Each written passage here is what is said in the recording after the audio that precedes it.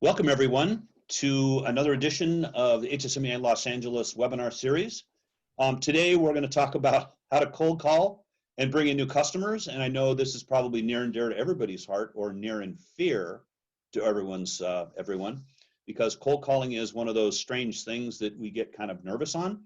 And Jonathan is here today to share with us how we can actually make that work and not be so afraid. Before we get started, make sure you kind of mute your audio. When you came in, you're all muted. If you do have a question or something, feel free to kind of raise your hand and put it in the chat box. We'll be monitoring that, and we'll be able to have Jonathan address those kind of as we go along. If you've got any background noise or something like that, lawn mowers, dogs barking, things like that, be sure to keep your thing muted. And so HSMEI, we have lots of resources for you guys to help you kind of as we begin to recover. And so the Global Coronavirus Recovery Resources are at hsmei.org. You can click into the Americas region, and from there you can access those resources. We also have lots of career development opportunities for HSMEI through the HSMEI University, which pretty much everything now is online, so that's kind of easy to do.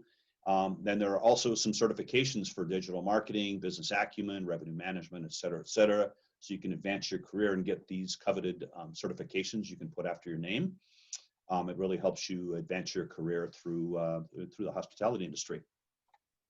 I'd like to introduce the board today. So Craig Carbonare was supposed to be our moderator today, and he got a call from the doctor last evening, and the doctor says it's time for you and your wife to come in and have the baby. So he's expecting his second girl, and he should be delivering any moment. So he was unable to be our moderator today. So I agreed to step in. So our board is Samantha Rodriguez, who is our immediate past president. Libby Zahorai is our VP of Programs and Education. And Jennifer Pachedley, VP of Membership. David Barnett, who's on the call today, he's VP of Finance. Craig, again, is out having a baby. Levon Miner, who's our VP of Sponsorships, Jody Flowers, who is our VP of Student Affairs and COVID Recovery, and Sandra Martinez, who is our Managing Director, and she's also on the call. Welcome, everyone. So our speaker today, Jonathan has more than 20 years of experience as a trainer, and his philosophy is to engage clients in the learning process and leverage their experience and strengths while inspiring sustainment for improved personal and professional breakthroughs. He is certified as a trainer in the areas of human relations, sales, conflict management, leadership, presentation skills, process improvement, communications, change management, and online delivery. Throughout his career, Jonathan has notable experience in leading training for the U.S. Navy, Southern California Edison, Kaiser Permanente, and the Los Angeles Police Federal Credit Union. As a director of strategic partnerships, he enjoys partnering with organizations of all sizes, working with leadership to evaluate strengths and opportunities for improvement, creating a recipe for success, and then training and coaching individuals and teams through the transformation process as they achieve and often exceed their goals. Ladies and gentlemen, please join me in welcoming Sir Jonathan Wyszynowski. Well, thank you very much, Mitch. So take it away. Yes, will do. Thank you, Mitch. Truly appreciate that introduction. And welcome, everyone. Thomas Edison once said that our greatest weakness lies in giving up. The most certain way to succeed is to try just one more time. As Mitch mentioned, my name is Jonathan Wyszynowski, and the way that I introduced myself was with a technique for every single phone call or in-person visit as soon as that's humanly possible. How many of us, just raising a hands, or we can go to our reactions and give a thumbs up, how many of us have listened to a voicemail where we have no idea what the first and last name of the person calling is? So raise our hands, give the reaction. Yeah, a few of us. Okay, now here's the real test. How many of us have done it ourselves? Hopefully not as many, but sometimes, yeah. So the way that I introduced myself was, my name is Jonathan Wyszynowski. And what I did was I put a pause in between my name is and my first name, which is Jonathan. And then what I did was I parted my first name from my last name, and then I punched my last name as well. I said Wisniewski. And what we call that in the Dale Carnegie world is pause, part, punch. Of course, that creates anticipation for our listeners, that it creates anticipation in the voicemail for, come on, who is it that's calling, right? And of course, when they hear our name, it is with oftentimes a sweet smile on their face, because we have just provided them with the answer to that question, who are you? Which of course is fundamental for us to be able to communicate when we are selling, whether we are doing cold calls or maybe even warm or some hot leads as well. Just going to share my screen here. All right, and the topic that was very nicely coined by Mitch and the team was how to cold call and build new customers. That's the Dale Carnegie topic. And learn to be a cold calling ninja. Whew. So how many of us strike a pose on that one? Of course, as we work on cold calling, we can get really good at it, and we will be those subtle, intelligent, focused, concise ninjas that we need to be. So let's look at our objectives for the next 45 minutes or so together. Out of these 3 objectives that are on the screen, let's go ahead and type in the chat which one is the most important for us when it comes to our success with cold calling. And I'll look for those in the chat.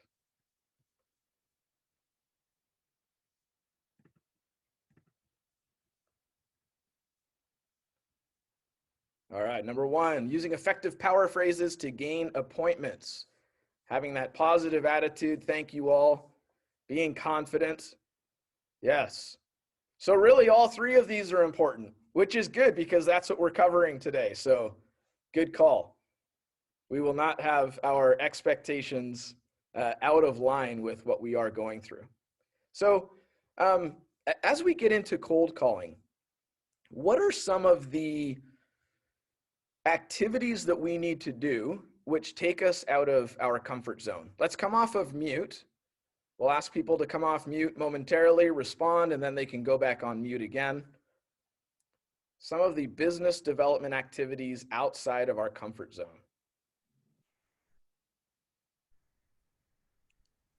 For us, it's been calling on new people that we've never, like construction and some government and, totally new business that we've never had before. Right. Thank you, Karen. And how has that been a challenge? Well, I'm above property, but we've had to kind of get down and dirty doing everything. And it's like using those good old skills and finding business. So it's been really tough because there's not that much out there. So we've really had to get out there and hunt. Yeah. Yeah. And that's stretched us out of our comfort zones or the comfort zones way far. Right on. Well, thank you very much. Who else would like to provide insights here? Well, I can add, it's similar to Karen, cold calling, phone cold calling on very cold calls, net new accounts in an industry that is very, it's a small niche industry, and feeling like there's a benefit to them versus me disturbing them. I feel that I'm calling onto something and they've got better things to do. So that's why I wrote about attitude, because sometimes it's tough for me to actually pick up the phone and do those calls. Right, right. So this is for anyone, how does stepping outside of our comfort zones improve our attitude when cold calling?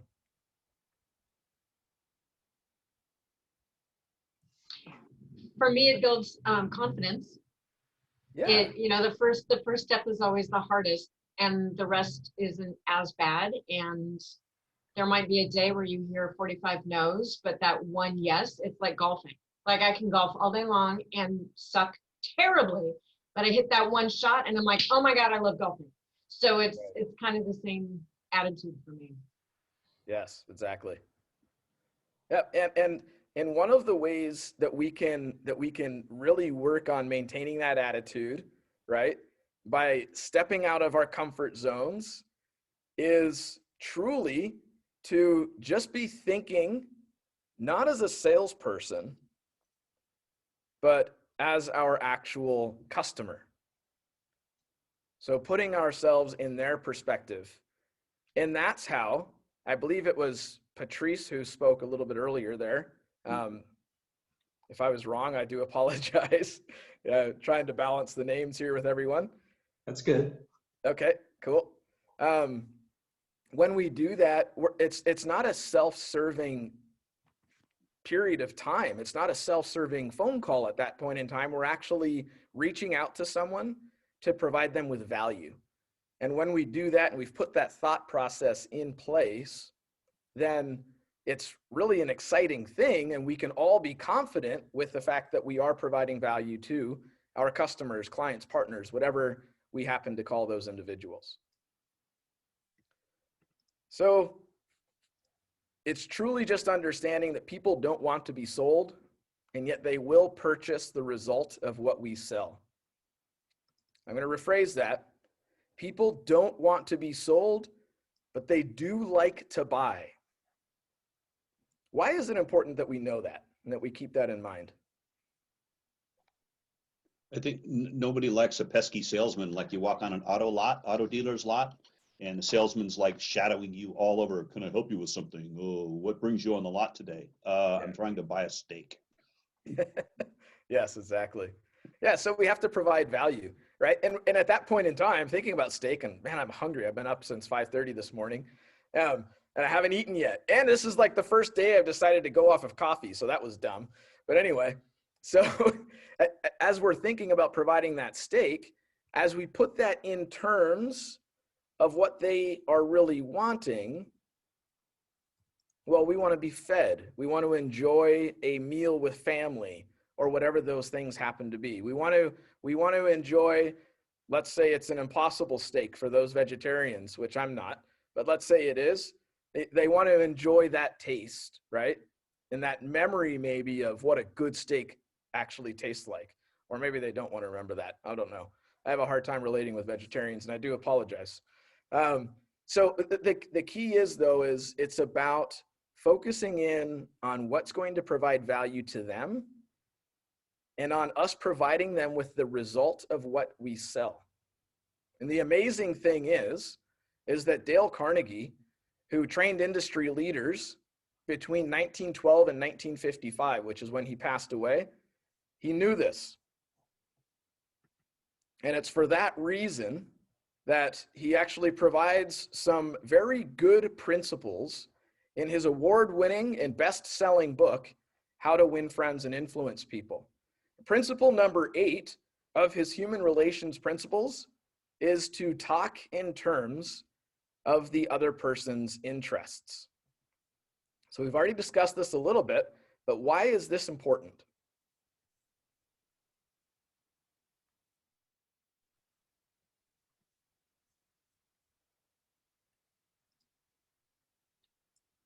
Now let's remember not to all talk at once, because if we do, we won't be able to hear you properly. People love to talk about themselves.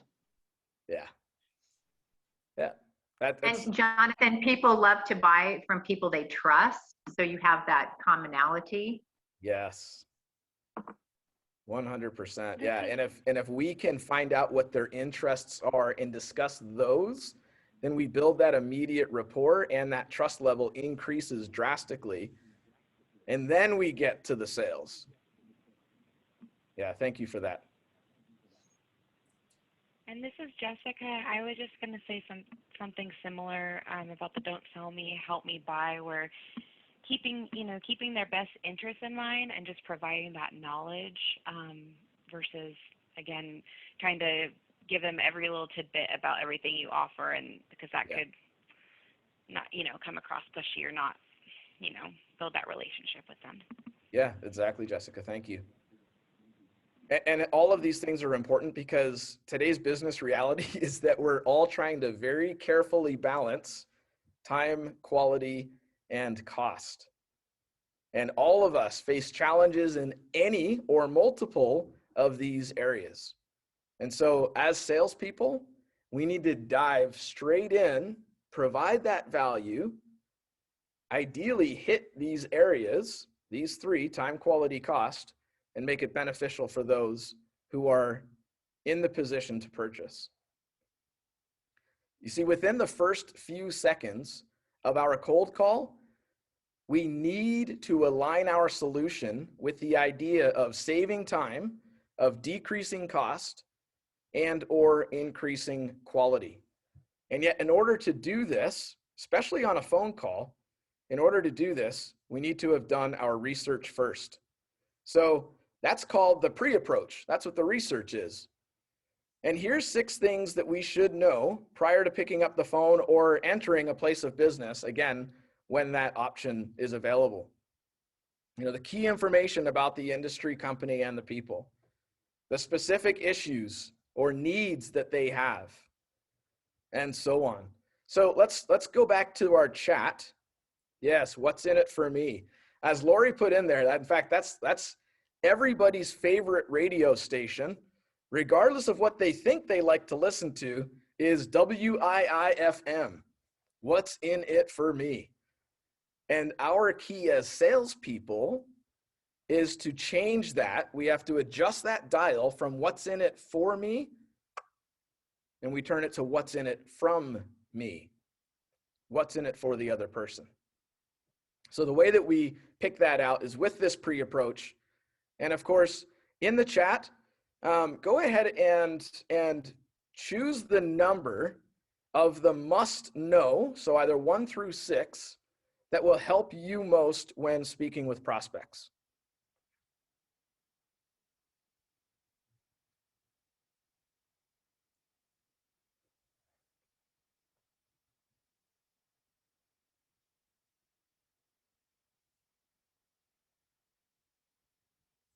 All right, so we have a bunch of these coming in.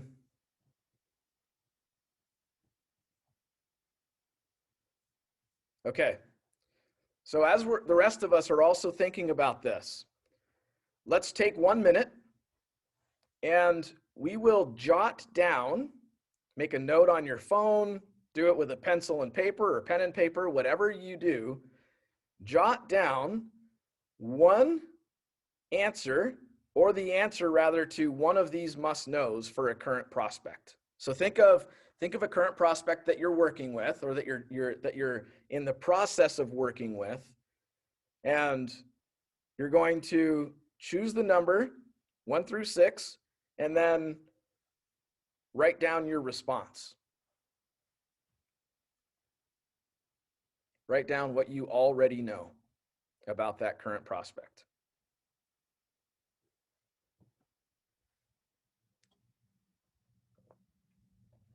And by the way, if we're having a challenging time doing this, then we know that what our biggest takeaway from today is going to be. It's to make sure that we have these 6 must knows before we pick up the phone. All right, so we've all put a prospect into our mind. Ideally, we've jotted that down on a piece of paper. If we were in person, we would go around the room and we'd ask you to say it out loud, because when we put things out to the universe, it solidifies it. At least by thinking of it and writing it down, we've gotten 2/3 of the way there. So when we do our research, we can make cold calls ultimately with greater confidence that we will have an impact on our prospects. And that's the benefit of pre-approach. Not only does it show that we care about them and that we've put the effort in, but it gives us that higher level of confidence to actually pick up the phone, which can be daunting at times, I know. All right, so as we look at those first 4 must knows, where do we find this information? Either come off mute or go ahead and type it in the chat.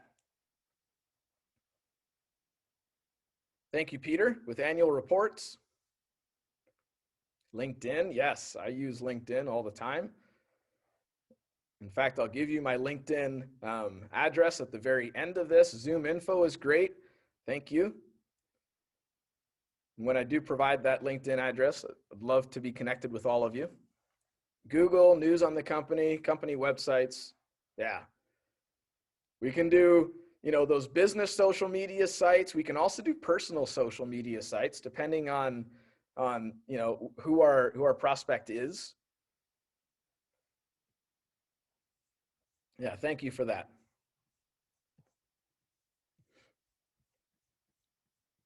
All right.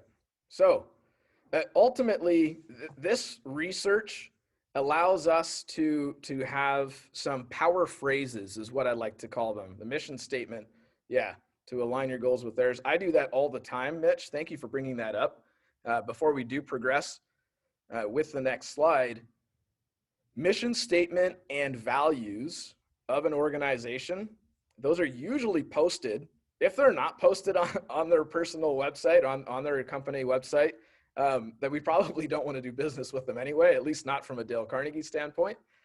So when we have those mission statements and those and their values laid out for us, now we have talking points. How could our solution increase something to do with their mission statement or increase the overall culture or the values of the organization? That is an excellent point. Thank you. All of these are excellent points. Truly appreciate all of your feedback. So here are some appointment power phrases. Remember, the second of the six must knows was to find the specific key issue and needs that our prospect is currently dealing with. And when this is done, we can connect the reason for contacting them with that key issue. And it'll go something like this. So I'm calling because my organization has provided hospitality for individuals and organizations like you or like yours. These people or these companies have been able to achieve an increased level of comfort, or whatever their need happens to be, right? An increased level of during their time with us. And then we jump in immediately to the how. And this is, again, a brief statement.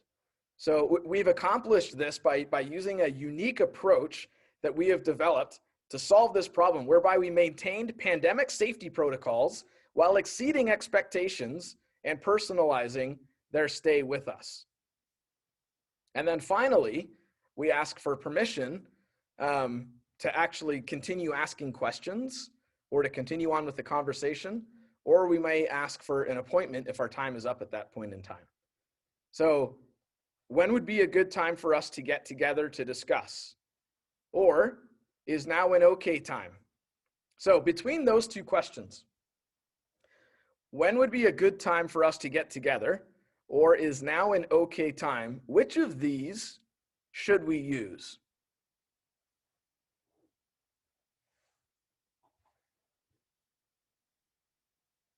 Yeah, is now an okay time? Oh, the first one, it's open-ended. Thank you. So we have a mixture. We have the first one, some people are saying, and we have the second one. All right. So this is a little clue in just using language purposefully. When is it a good time for a salesperson to interrupt your day? Never, never, never. Yeah, it's never a good time. Nobody ever has extra time. We don't have time for salespeople. It's never a good time for salespeople. It's never a great time for salespeople. But is it ever an okay time? And guess what? Oftentimes, if we actually get people on the phone, thank you, Sandra. Yeah, it's an okay time to talk. So that's the question that we want to ask. Is now an okay time? Now we can also use the phrasing from the first question, you know, when would be an okay time for us to get together? That's fine as well. But let's take that good time, because it's never a good time for someone when we're calling them on a cold call. Jonathan, is that word okay? That's very psychological, very subliminal. Yes. And it's better than now or a good time, right? Yeah. Interesting. Yeah, and that's the key. When we plan out how that conversation is going to take place, and planning, by the way, is fundamental when we're doing cold calling, when we're doing anything in life. But when we've put that plan together, then we can whittle down the words that we choose, when to say them, how to say them, and it becomes very effective, even on a subconscious level at times. Yeah. So guess what? Those people that are, Amar put in there, is it better to recommend a few time slots versus asking for time slots? So yeah, my recommendation is to let them know when we are available. So I have a window of time available next Tuesday between 2 p.m. and 5 p.m. How does that sound? Why do you think that we would do that?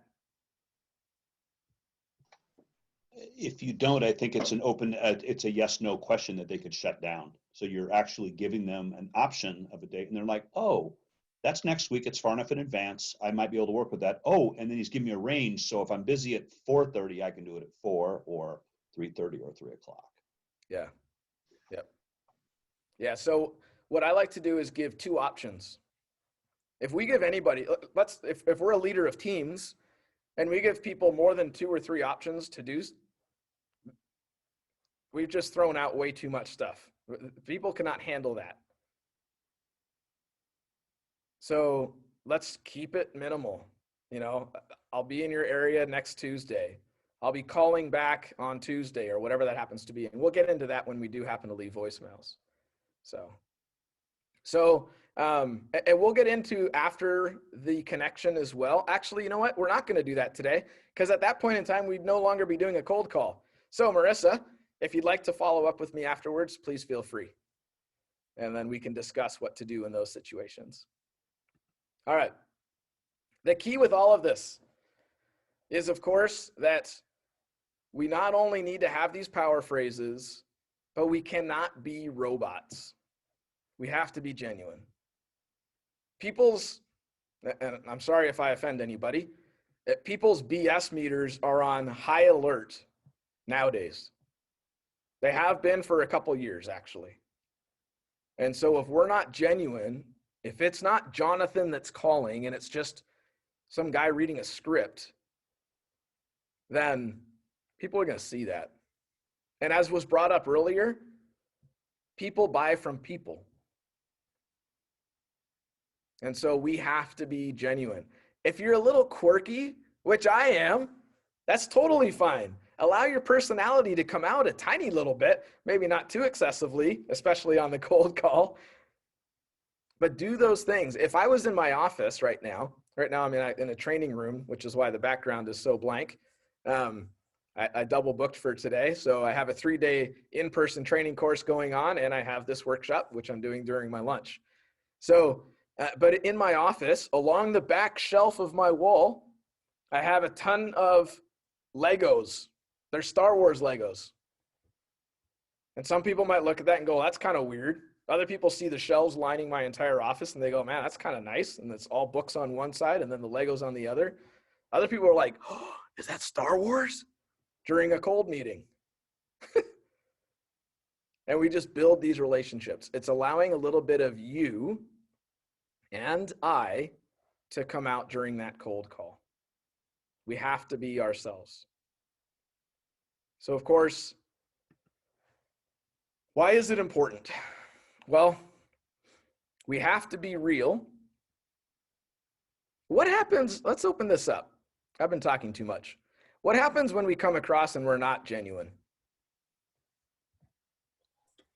You don't get time to speak. Right. How does that help the sales process? Nothing. It ends right there. Yeah, exactly. It's the shields go up. You salesman, me customer, me prospect. No trust. Yeah.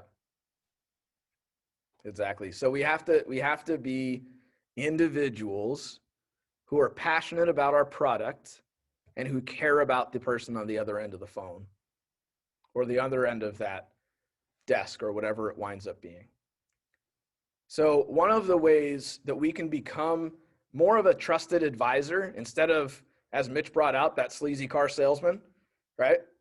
One of the ways to do that is by applying these first 9 human relations principles that are, again, from Dale Carnegie's book, How to Win Friends and Influence People. So looking at all of these principles here for a moment, we have don't criticize, condemn, or complain. Give honest, sincere appreciation. Arouse in the other person an eager want. Become genuinely interested in other people. Number 5, which is the easiest principle, sometimes the hardest to do, smile. Number 6, remember that a person's name is to that person the sweetest and most important sound in any language. Number 7, be a good listener. Encourage others to talk about themselves instead of hijacking conversations. Number 8, talk in terms of the other person's interests. I've actually closed sales without bringing up Dale Carnegie training just by using principle number 8. Figure that one out. So talk in terms of the other person's interests. Number 9, make the other person feel important and do it sincerely. And there's key words through all 9 of these. What are they? What are some of the key words? It shows up.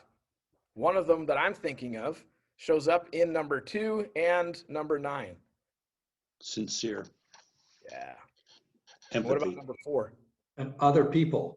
Yes. About them. Be sincere about towards them. Yeah. Yep. Yeah, the focus is always, in fact, what we do is we call these 9 principles, we call these our investments into the relationship box. So every single group of people, 2 or more people, have a relationship box in between them. When we apply principles 1 through 9, we are making investments into that relationship box. So thinking about a bank, if we had a bank that had 0 money in it because we had not done any investments, how many withdrawals do we think we would ever get?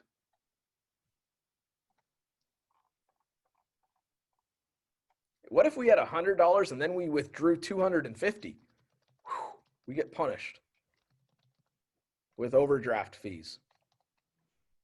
It's the exact same thing when it comes to sales, especially cold calling. Invest what's in it from me, not what's in it for me. What value will I provide? Because at some point in time, we need to make a withdrawal. And that withdrawal might be purchasing a leadership training for managers program. That withdrawal might be doing some one-on-one life leadership executive coaching. Whatever that happens to be, there's going to be a withdrawal, but we cannot ever expect a withdrawal to take place if we have not invested first. That's how we become trusted advisors. These all work when having conversations with people.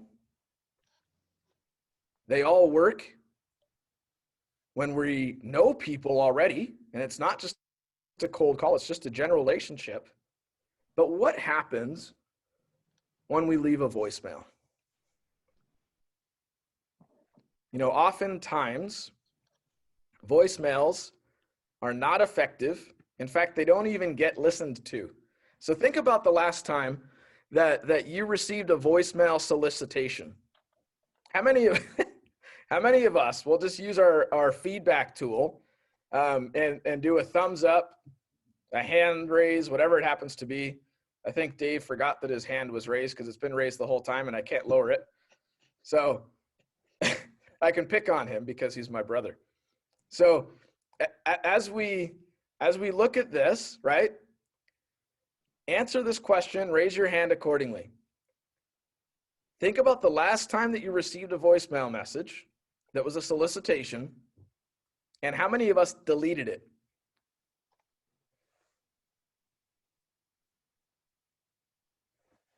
Yeah.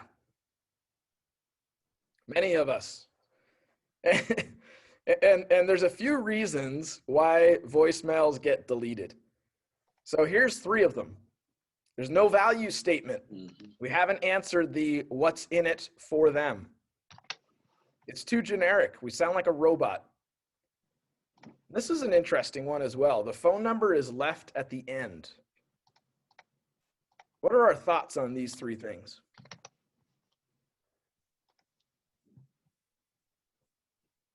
I like the idea to flip the phone number at the beginning, because that's going to engage with the person. They have no idea who you are, and oh, well, I better write this down. Like, that gets them paying attention. So that is very clever. Yeah, thank you, Melinda. Hi, I always start off with the phone number, because when you listen to messages, for some reason, I always have a pen and paper. So I always write it down, but I never scribble numbers that I don't need. I just like kind of write it down. So at least if this is important, okay, well, there it is. If I don't have a star, then I don't call them back, but at least I have their number. Yeah. Yeah, exactly. And for me, people talk very slowly when they're giving you their pitch. And when they get to their phone number, they talk like this. And you're like, seriously? And, I don't understand, because I think they think they're running out of time and they've said too much. Yeah. So if you were to say your phone number at the beginning, I just think that would be a better way to pursue it. Agreed. And I actually recommend doing the beginning and the end. Yeah. Just in case somebody missed it. I don't want to have to go back through. Remember, time, quality, cost, right? We don't have time. So we get it at the beginning, we hear it repeated at the end. That way, if we did mess up on one of the numbers, also, let's be real. Let's actually speak properly when we do leave a phone number.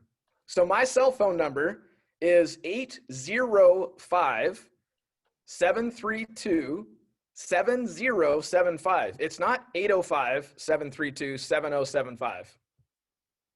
There's no O's that are numeric. It's a 0. Is it worth to leave a voicemail on a cold call, Amar? Yes. Thank you so much for asking that question. And the reason why is, even though we're not going to get a call back, most likely, even though there's a majority of phone calls that just get deleted, it does 3 things. The first thing is it creates awareness and increases familiarity with our service or product. That's the first thing. The second thing is it builds rapport and credibility, and we'll discuss how that takes place. The third thing is it creates another touch point. And those of us who have been doing sales long enough understand that we need touch points in order for a sale to close. So definitely leave a voicemail. So let's talk about how we can leave the best voicemail possible. Here's some steps. As we look at these,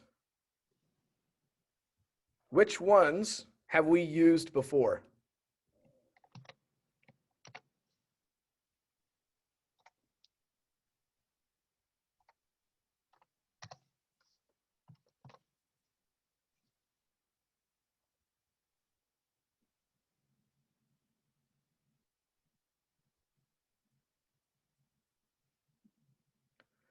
So Melissa typed in, what's our opinion on leaving an email address? And I would never leave an email address on a voicemail. That's very presumptive on our end, because we've already asked them to write down our phone number. Now we want especially my email address. Yeah, go ahead and send me an email. It's jonathan.wisneski@dalecarnegie.com. Let me spell that for you. That would take up 30 minutes of the phone call. I would hear beep. If you want more time, press 3. So Melinda, you put down follow through. How have you used that? If I tell them that I'm leaving them a message, and then say will call you back, on Thursday at 2 p.m., call them back on Thursday at 2 p.m. So it's again building that trust and the fact that they can count on you to do what you tell them that you're going to do. Yes. That is fantastic. And when you call back on Tuesday at 2 or Thursday at 2 p.m., right? We can do things. We can even say that we're going to do that. We go, to make things easier on you, I will give you a call back on Tuesday or Thursday. My only problem, I am going to make just a fine-tuned adjustment to saying 2 p.m. I'm going to recommend that we give a block of time. And the reason why is because, unfortunately, guaranteed, we're going to have our calendar reminder go off. It's going to give us a 15-minute warning and a 5-minute warning as well. And then we're going to get called into a last-minute appointment because there's an emergency and we become a firefighter. So by giving a block of time, we'll give you a call back Thursday between 2 and 4. Now, if I do miss the 2 o'clock, because what happens if we say Thursday at 2 p.m. and then don't call? Lost credibility. Yeah. There you go. So this is the type of company that I'm working with. Someone who can't even stick to their own appointment that they made. And we've just lost the sale or any potential of it. I think, Jonathan, one other benefit to giving that time range is that when you do call up and you've got the screener on the phone and they say, may I say who's calling? Yes, it's Mitch. I'm calling from eMarketing Associates and she's expecting my call. Yes. Yeah, there are some keys there that we can use as far as expecting the call, because we've already told him, whoever it happens to be, that we're going to call. So our focus, our emphasis can be on the expectation that they will be expecting us to call at that time. So that is 100% correct. Thank you. So again, follow through. Should the call be made before working hours or after, trying to avoid sounding like the gas company who called between 11 and 5? Thank you, Peter. The call should be always during working hours. Do not call after. And as far as setting an appointment, give like the gas. Yeah, I get that. Sure, we'll be at your house between this and that. And then they don't even show up during those 6-hour windows, right? So that's why we want to be concise. We want to bring that window down, give ourselves a little bit of extra time in case an emergency does pop up, right? And if we give, 1 to 2 hours, even I'll give you a call within the 2 o'clock hour, right? Between 2 and 2:30, even that allows us to do so. So, as far as calling in before and getting the owner, that is a trick that can be used. I just don't recommend it. Jonathan, Yes. one of the things that I've found out through just trial and error is that, especially if you're calling business owners, is don't call me after lunch. I'm too busy. My day is already set. Call me in the morning. You want to get me on the phone? Call me in the morning. I'll be 99% more effective at actually taking your call, because I've just got too many fires in the afternoon. Yeah. So I'm not going to call for the most part in the afternoons. We should just make that a general rule. For the most part, we're not going to make a call in the afternoons, and we're also not going to make a call on Monday mornings. And if it's somebody, depending on the size of the business and who we're reaching out to, be aware of bi-monthly pay dates. So, okay, today's the 16th, today's the 17th. It's probably not the best time to reach out to payroll or whoever it happens to be, because they're cramming to get paychecks out by the 20th or whatever their cutoff is. So just be aware. Again, put ourselves in the other person's shoes. Think about them. And when we do that, then we're effective. Then we become impactful. Then we become trusted advisors, people that other people want to do business with, that other people want to partner with. And ideally, that's for a long time, because the repeat business is always, always a benefit. All right. So let's discuss following up a little bit more. Not only will we follow up by following through with the voicemail, but we should also do additional items, such as sending an email. In fact, every time we get off of a call, a voicemail, a meeting with somebody, we need to follow up with an email, a thank you email, a recap email, whatever that happens to be, or a combination of those. we have to send those follow-up emails. And the expectation should be that that email gets sent within 4 hours of that conversation or that voicemail. So not only does that show a thankfulness and appreciation, a genuine appreciation on our part, but it also increases the number of touch points. It also shows that we're organized, shows that we're confident, it shows that we're professional. All of these things help. Follow up, follow up, follow up. If we're going to take one thing from today, it's stick to your word and follow up. That's it. You can exit the meeting, don't, but you can exit the meeting right now and have gotten your time's worth out of doing this. All right. So kind of mentioned it already, but one of the keys to turning prospects into lifetime partners or clients or customers, whatever you call them. I like to call them partners because I become a training partner with organizations. I don't just become, they don't become a client of mine. It's ultimately about the number of touch points. So as we are looking at these business activities, what do we think helps us the most currently?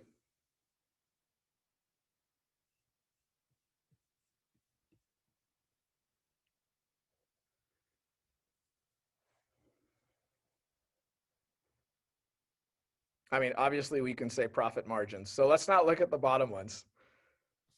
Let's look at the top 3. Dials, social media touches. Okay, we can look at meaningful conversations as well. On a cold call, ideally it turns into a meaningful conversation.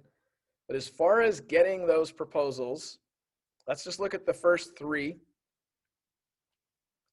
Which ones help us to get there the most? To those meaningful conversations. Yeah, thank you, Mitch. Number 4 is definitely rapport building.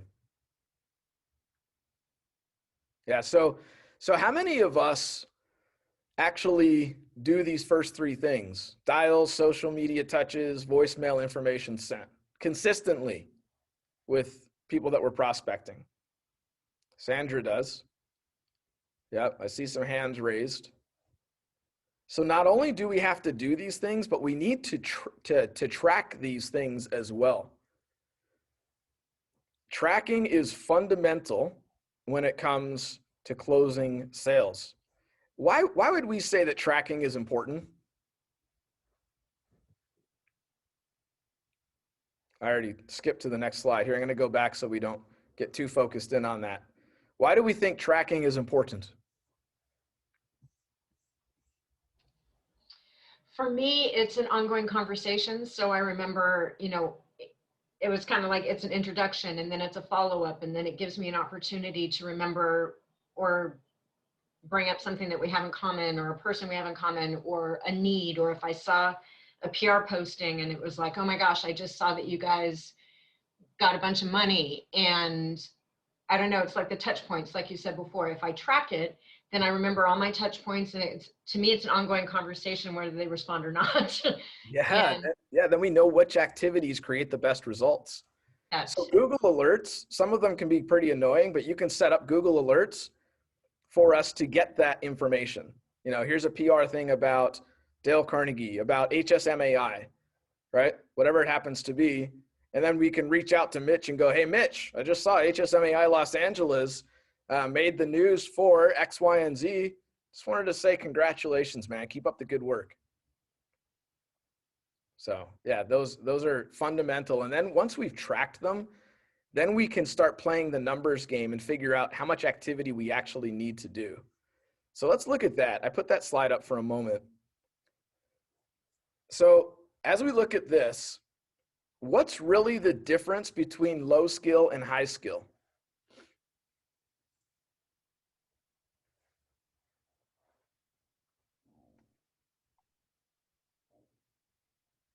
Like 400% increase. Yep. How so? Where does the difference come in? Well, and it doesn't become a numbers game anymore.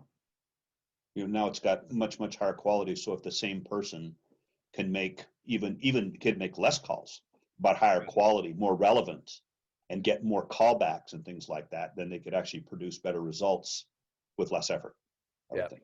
Yeah, and so if we look at this, right, and we go, okay, so weekly appointments, obviously there's a difference there. Why, right? It's the 5 whys of Toyota. And we keep just asking that question. Well, appointments with contacts, okay, 15% and 30%. Well, that's the same for both a low skilled or a high skilled salesperson. And then we go, okay, well, then where is the difference? Opening the gate. Well, they've all done 4,800 dials, but someone was able to convert 12%, was able to get through the gatekeeper 12% of the times and actually to make an appointment. And the other person who has a higher level of skill was able to get through it 26% of the times. Look at the difference that makes. That's why cold calling and becoming a cold calling ninja is so important. Because it's right there at the beginning that is going to either make or break whether we're able to get paid to support our habits, our family, whatever that happens to be. Yes, Mitch, you have to communicate with piercing persuasiveness. Exactly. All right, so looking at the time, we're just going to briefly go through some of the additional tools that will help. And this is just working the numbers backwards. So we can go, how much sales revenue do I need? What is my average closing ratio, which we can only find out if we're properly tracking our sales. Therefore, what amount is required for the pipeline? And then how much do I need to pull from my current clients, referrals, and cold calls? So then we can reverse engineer it with this. I'm not going to spend any time on it. If you want the recording and to go through this on your own, feel free to do so. But ultimately, that's how we need to work out the math. And then we know how much effort we need to put in. At a minimum, how much effort we need to put in. This is another form of tracking with a daily activity sheet. Now, of course, the interesting thing with daily activity sheets is that we need to keep one. So we really should be tracking with an activity sheet or some type of a CRM. There's a bunch of different CRMs out there. There's Salesforce, there's C4HANA, which is from SAP. There's Excel, which is something basic like this. Whatever it winds up being, Zoho, there's a number of CRMs out there that we can use in order to ensure that we are staying on track, hitting our touch points, and then of course, closing sales. Let's rephrase that. Providing value to yet another organization. It's not about closing sales, it's about providing them with value. All right. So this one is something that I love to use. It's an opportunity chart. If we haven't seen this, take a quick screenshot or just again, check out the video. And the way that we do it is we list our organizations that are currently buying from us, and we list our solutions. And then we just have A's and B's and blanks. A's for an already buying, B's for a good opportunity, and then the blank is, hey, we need to move these to an A or a B. So if I were to look at organizations, and I just made these up, right? And if I were to go leadership, sales, presentation, soft skills, diversity, equity, and inclusion, team building, stress management, let's say those are my solutions, which they are just a few of them, then I can go, okay, who's doing what? And of course, by selecting a B, I can convert that into an A. And that's an easy way to increase our sales. And then of course, asking for a referral. And here are some tips on asking for referrals. I don't say use every single one of these, but we can use some of these to get referrals, because referrals, any good salesperson knows, is the easiest way to bring in a new partner. Of course, that thing there at the end is lastly ask. So it's 12 o'clock. This is the list of topics that we covered for today. And while we're wrapping things up, let's go ahead and take a moment and put into the chat our biggest takeaway from today's webinar. While we're doing that, remember that when we use these tools, we will be prepared and confident, and we can master the cold calling process. I, of course, would love your feedback and would love some referrals. So please go ahead and take a copy of this slide as well. This is my email address, my cell phone number, my LinkedIn, and of course, for those who would like Dale Carnegie courses in the future, email me directly and I will provide you with 10% off on any of your next Dale Carnegie training. I want to thank you all very much. It's been an honor and privilege to work with you this afternoon. In closing, Dale Carnegie said, "We can conquer almost any fear if we will only make up our mind to do so. For remember, fear does not exist anywhere except in the mind." Please have a wonderful remainder of your day. Be safe, and looking forward to connecting with you all again soon. Thank you.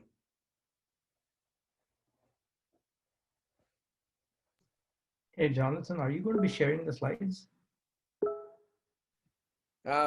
Yes, how can we share Oh, this? sorry, I was on mute. I'm sorry, I was talking already and I was on mute. Yes, we will be sharing these. This will be actually uploaded to our YouTube channel. It's at hsmailosangeles.org. At the top near the social media icons, there's one link to our YouTube channel. And I wanted to take a moment to thank again Jonathan Wisniewski. I pronounced your name totally wrong. No worries. But I had a pronunciation of it, but anyway, I apologize for that. But thank you very much. What a great presentation. I hope everybody got some value out of this program today. I know I did personally, and I wanted to thank him again and let you know that our next program is being planned right now, and it's actually going to be one where we'll have a panel discussion, and it will be for students, for hospitality students that are coming out of college as seniors this year. And hopefully we can get them more engaged in the hospitality industry and show them that the hospitality industry is actually still open for business. And it's going to actually open up even more and more as things start to improve in the economy. And that there are lots and lots of great opportunities within the hospitality industry for hospitality students and things like that. But that'll be coming up in April.